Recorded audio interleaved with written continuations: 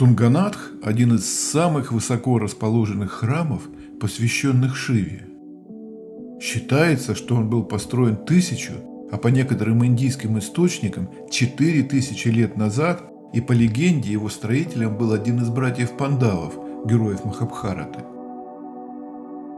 В мае 2023 года вместе с группой соотечественников я отправился к легендарному храму, чтобы прикоснуться к великой индуистской святыне.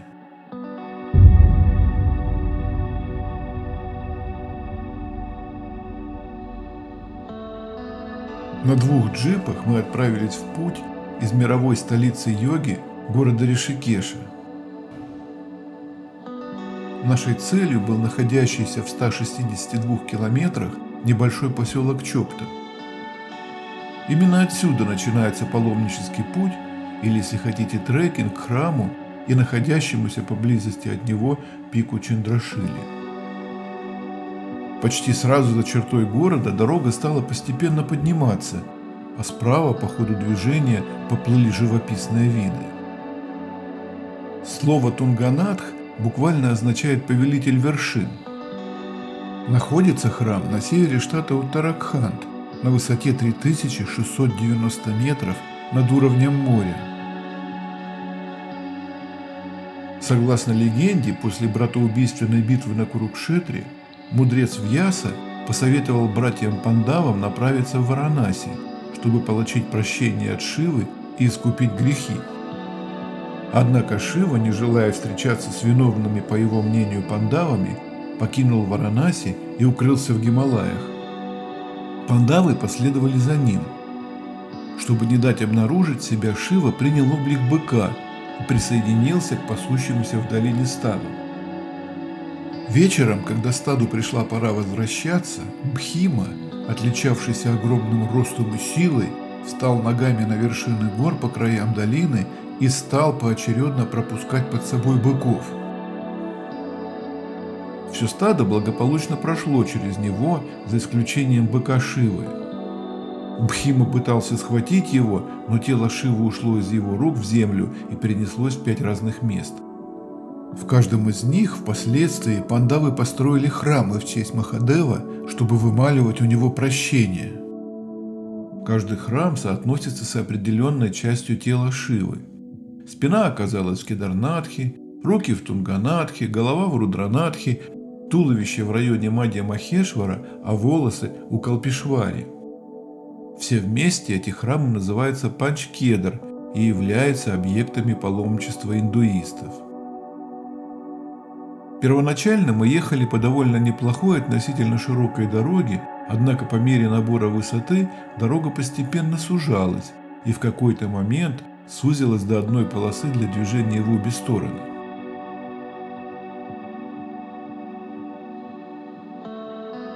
Тем не менее, на протяжении всего пути нас сопровождали прекрасные живописные виды. Еще через некоторое время дорога ожидаемо превратилась в извилистый серпантин. То и дело, по сторонам от дороги открывались огромной высоты крутые обрывы, от взгляда на которые в теле ощущался легкий внутренний холодок.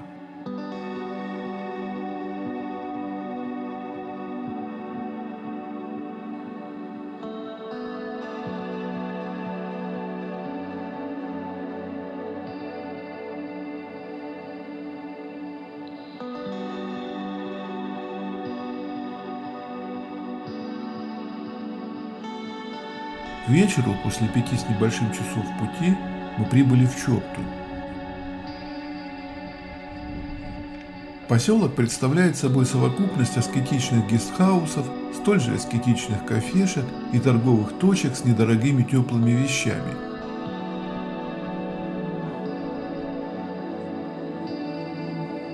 Находится Чопта на высоте 2608 метров над уровнем моря, поэтому было холодно и нам пришлось утепляться.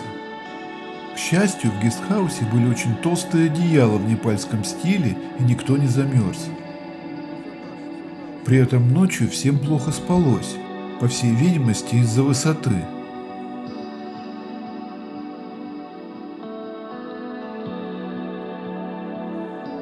По замыслу организатора мы встали рано утром, в 3 часа, и направились наверх, чтобы успеть встретить рассвет на вершине Чандрашилы и уже после этого посетить храм. Благо на небе красовалась практически полная луна, и особой необходимости в фонариках не было. Расстояние от Чопты до храма около 5 километров. Дорога вымощена камнями и относительно ровная. При наличии минимальной физической подготовки путь не составляет особого труда. К рассвету мы дошли до храма и сразу направились дальше, вверх, к пику Чандрашили. Уж не знаю, сколько тут, какая высота, но высоко. Идем к храму Тунганат.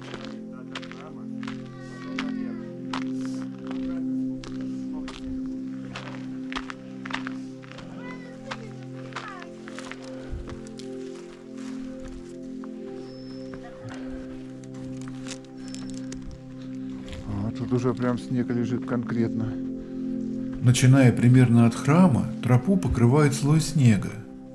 По мере подъема толщина его покрова увеличивается, а в некоторых местах, где текут ручьи, очень скользко. Чандрашила буквально означает «лунный камень». Высота пика около 4080 метров над уровнем моря. С этим местом также связаны различные легенды. Согласно одной из таких легенд, именно здесь Господь Рама медитировал после победы над царем демонов Раваной. В соответствии с другой легендой, бог Луны Чандра проводил здесь время в покаянии.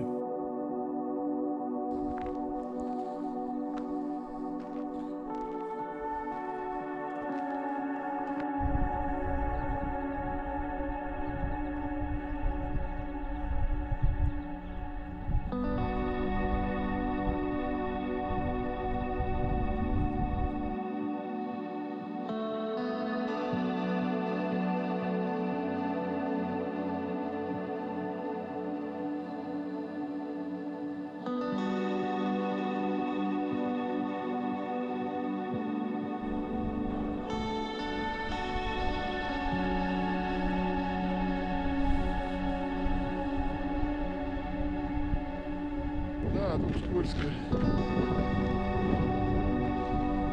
Вот собака тут.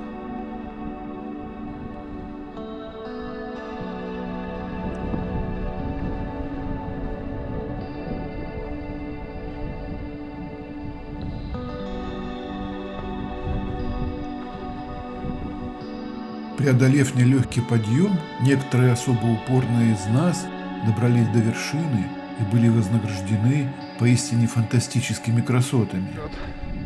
Ой, как тут круто.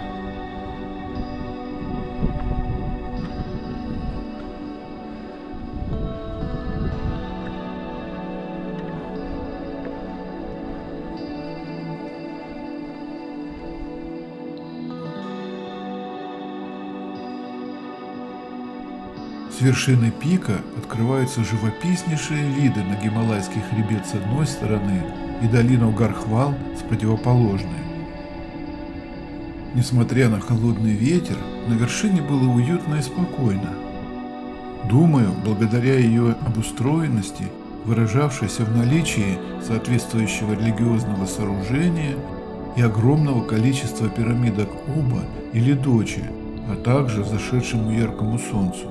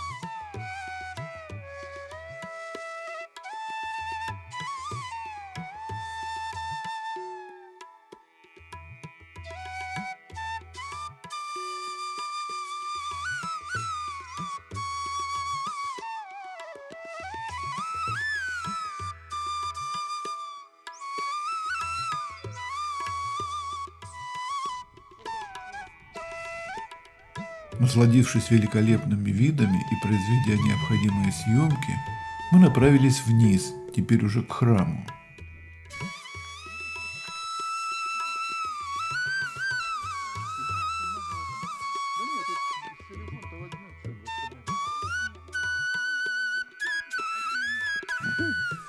Так, вот тут осторожно тоже с почтой.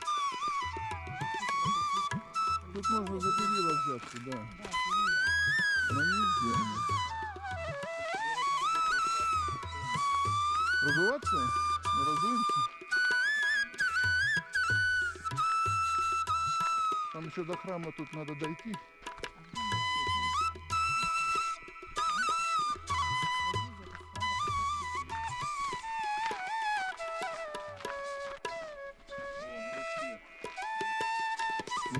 Видео.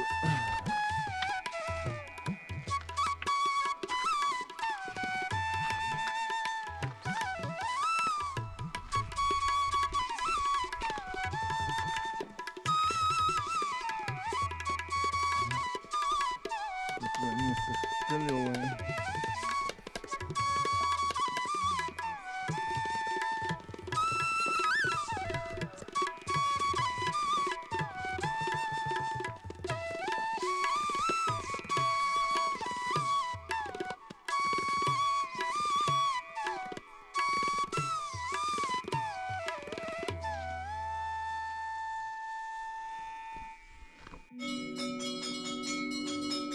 Миновав ворота с колоколом, мы разулись и подошли к храму. Выглядит храм, если можно так выразиться, в высшей степени аутентично. Построен он в типично индийском стиле храмовой архитектуры из продолговатых каменных блоков, сложенных и уже, судя по всему, на месте обработанных. Как и какими инструментами это делали древние строители, и как они вообще смогли построить храм на такой высоте, и сколько труда было вложено в него, остается только гадать. Считается, что храм построил непобедимый лучник Арджуна, третий из братьев Пандавов, то есть без привлечения сверхсил не обошлось. Сам храм небольшой, в его внутренней части может разместиться не более 10 человек. Брамин торопливо прочитал несколько мантр, поставил желающим на лоб желтые телаки в виде трезубцев, собрал деньги и попрощался. После посещения храма мы выпили чаю в местной кафешке и направились обратно. Намасте, Ди.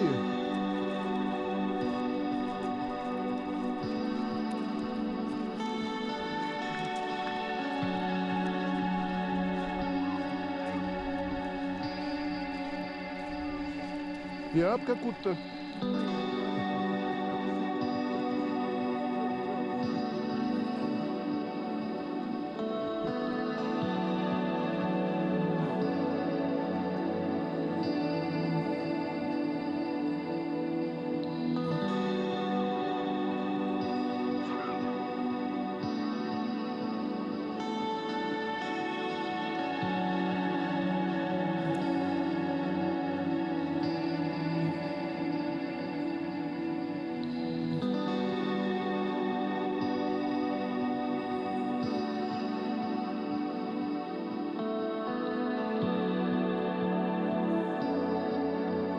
По дороге нам встретилось большое количество паломников, поднимающихся к храму пешком и на лошадях.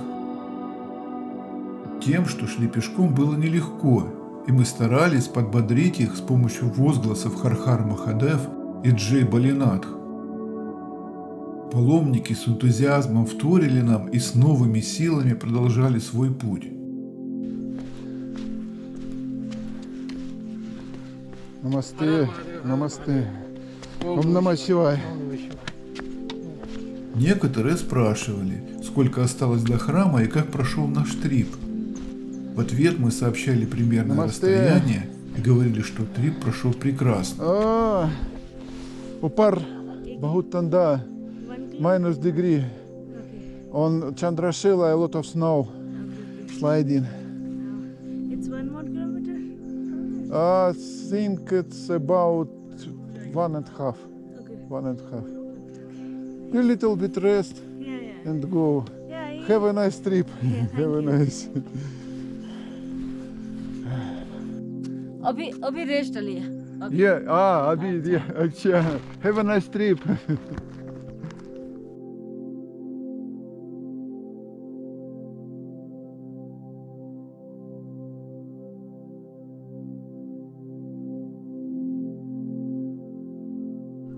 Вот и все, что я хотел рассказать о поистине незабываемой поездке к великой индуистской святыне, храму Тунганатху.